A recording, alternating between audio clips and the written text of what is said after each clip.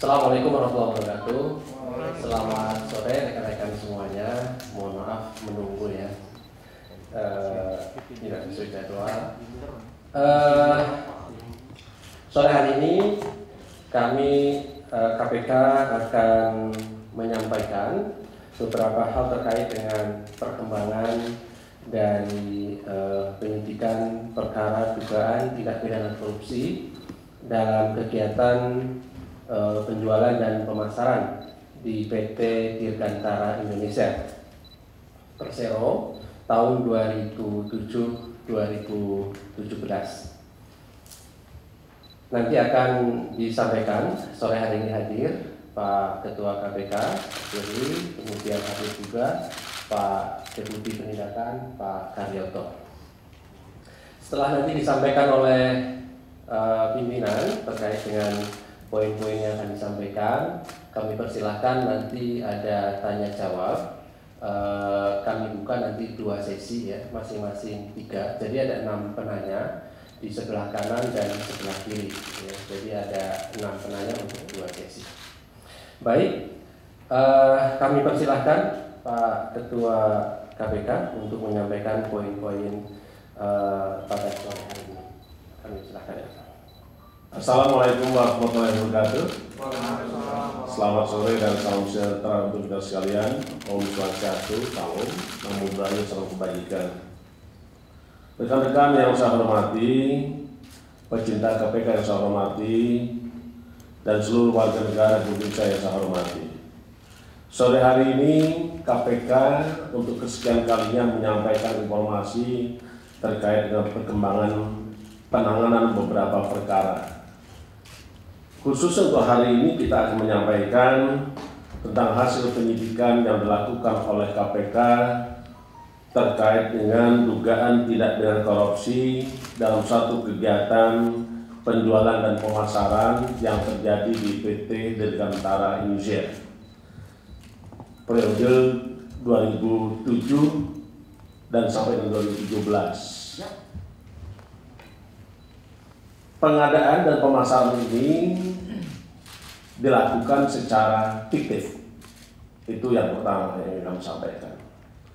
Yang berikutnya, kita tentu sangat prihatin dengan terjadinya beberapa kasus korupsi dan KPK tidak akan pernah berhenti untuk melakukan penindakan terhadap kasus-kasus korupsi dan juga dilakukan dengan upaya pencegahan dan juga dilakukan dengan upaya pendidikan masyarakat. Saya kembali kepada perkara yang terjadi di PT DI. Pada awal tahun 2008, tersangka atas nama BS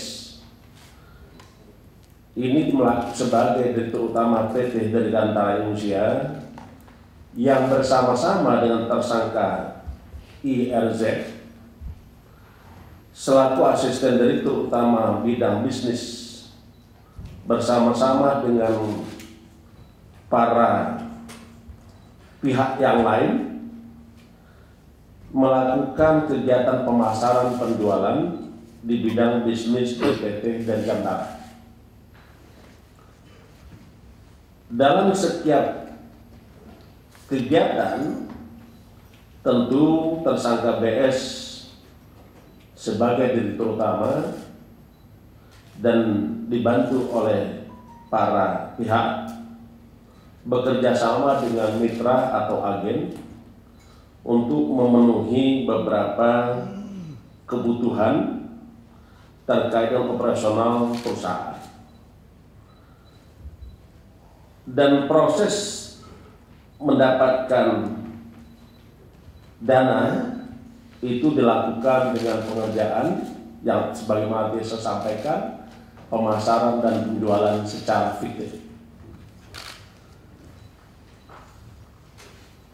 Ada beberapa pihak yang ikut di dalam proses tersebut dan tentu ini akan kita kembangkan. Kita akan kembangkan mulai dari apa yang sudah kita peroleh hari ini kita yakini kita sudah melakukan proses penyelidikan dan penyidikan yang panjang sehingga kita menemukan alat bukti yang cukup sehingga membuat terangnya suatu perkara pidana dan kita temukan tersangka. Yang berikutnya, pada tahun 2008 dibuat kontrak kemitraan antara PT Dirgantara Indonesia yang ditandatangani oleh Direktur Aircraft Integration dengan Direktur PC. Beberapa pihak ada 6, PT Angkasa Mitra Karya, PT Bumi Loka Tegar Perkasa, PT Abadi Sentosa Perkasa, PT Niaga Putra Bangsa, dan PT Selaras Bangun Usaha.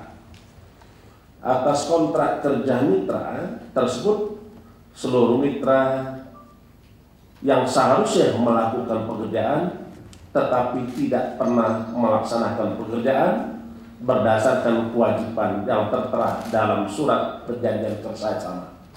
Itulah kita menyimpulkan bahwa telah terjadi pekerjaan fiktif. 2011 PT Dirgantara Indonesia baru memulai membayar nilai kontrak tersebut kepada perusahaan mitra. Setelah menerima pembayaran dari pihak pemberi pekerjaan selama tahun 2011 sampai 2018, jumlah pembayaran tersebut dilakukan oleh PT Dirgantara kepada 6 perusahaan yang nilainya kurang lebih kalau kita jumlahkan 330 miliar lebih, terdiri dari pembayaran uang rupiah 205 miliar 363 juta lebih dan uang berupa falas asing 8,6 juta. Kalau kita setarakan dengan 14.500 per dolar, maka nilainya 125 miliar 438 juta 702.500, sehingga akibat perbuatan para pihak tersangka negara dirugikan kurang lebih 330 miliar.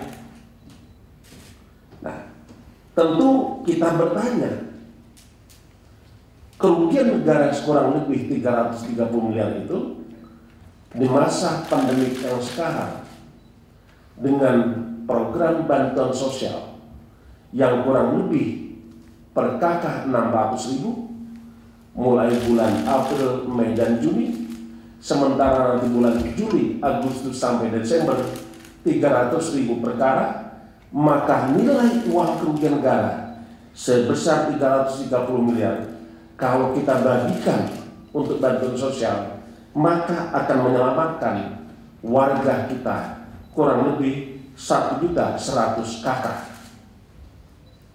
Jadi saya kira ini yang kita serius, ini yang kita kejar dalam rangka penyelamatan kerugian negara.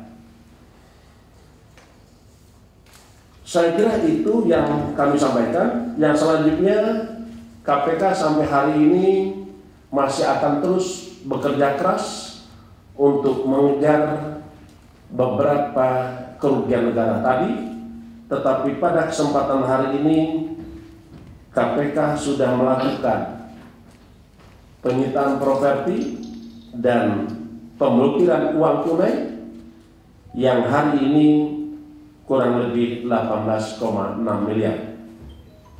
Dan para pihak terlibat memang telah menerima uang tunai. Ini yang akan kita kembangkan dan kita akan sandingkan dengan tindak pidana pencucian uang. Saya kira itu yang ingin sampaikan.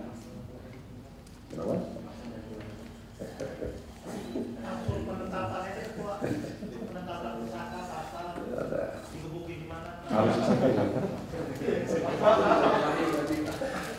Itu yang baik. Untuk tersangka atas nama BS dan ERZ kita telah lakukan penahanan mulai hari ini tanggal 12 Juni 2020 dan berlaku sampai dengan 20 hari ke depan dan dapat diperpanjang. Saya kira itu para tersangka dapat diduga telah melakukan tindak pidana korupsi yang mengakibatkan kerugian negara, melanggar pasal 2 dan atau pasal 3 Undang-Undang 3199 tentang pemberantasan tindak pidana korupsi sebagaimana telah diubah dengan Undang-Undang Nomor 20 Tahun 2001. Yonto pasal 55 ayat 1 Kitab Undang-Undang Hukum Pidana. Saya kira itu yang ingin kami sampaikan. Terima kasih kepada rekan-rekan. KPK ada karena rekan-rekan ada. Rekan-rekan ada karena ada KPK. Terima kasih.